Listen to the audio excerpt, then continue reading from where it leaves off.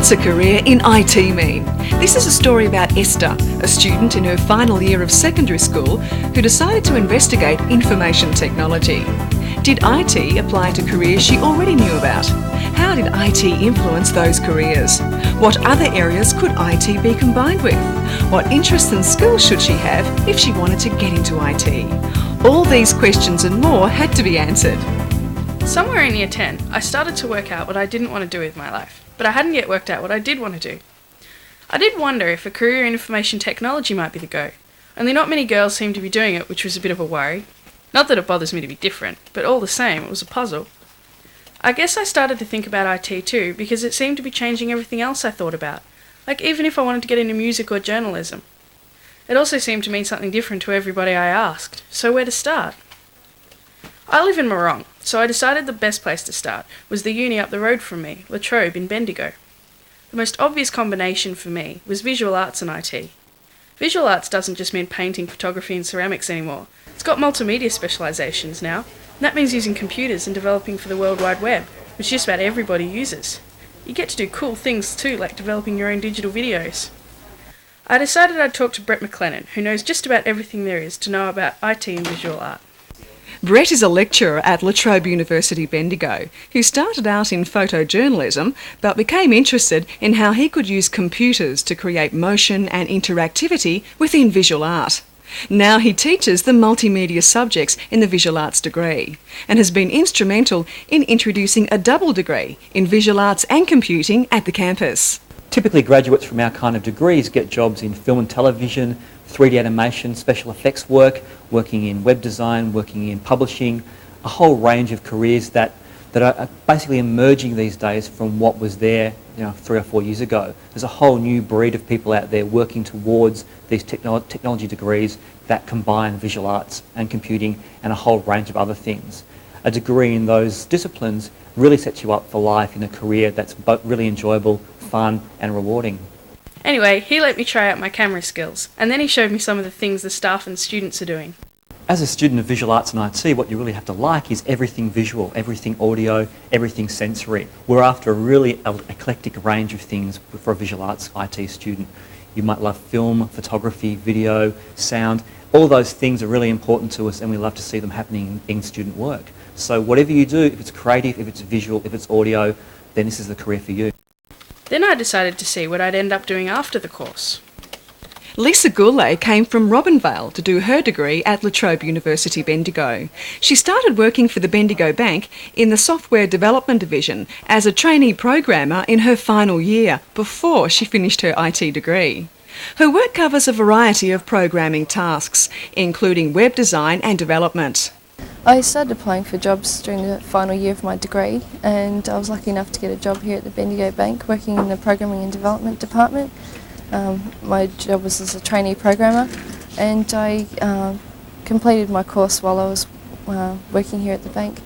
Next I decided to check out if I wanted a fabulous career combining business and computing.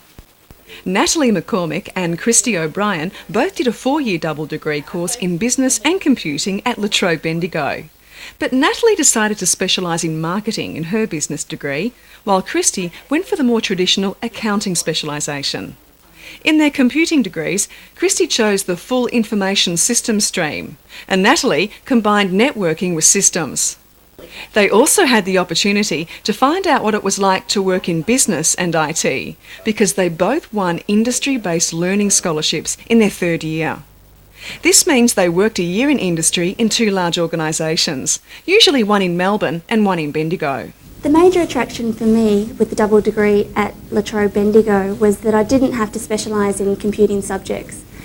I could come out with a computing degree, but I still have my specialist accounting skills. My IBL placement at PricewaterhouseCoopers has enabled me to develop those specialist accounting skills, but in an IT environment. Natalie and Christy have just started their careers, so I wondered what they'd be doing a few years down the track. I consulted Jackie. Well, while I was at Ernst & Young, I was doing information systems audit, and at Deloitte I'm not doing that anymore. What I'm doing is designing and building controls for businesses. I wondered if the big firms just turned you into workaholics, but Jackie reassured me on that. Well, it's important that when you've got deadlines and things to meet, it's important that you make time for activities outside of work. A big part of that is making sure that you take holidays every year. Most people that work in chartered accounting firms always use their holidays each year. Say, for example, last year my husband and I went to China. We stayed there for about a month, did a bit of touring, a bit of sightseeing, a bit of visiting the locals. And that was fantastic. It was good to get away from work, away from everything that you do. What skills should I have if I want a career in IT? What do companies look for in IT graduates? Fiona Pott is the General Manager at Applied Solutions in Melbourne, a software engineering consultancy providing IT services all over Australia. She started out as a graduate software engineer in a development team. In 2 years, she rose to the position of project manager, where she was responsible for managing the development team, as well as liaising with customers, preparing quotations and schedules.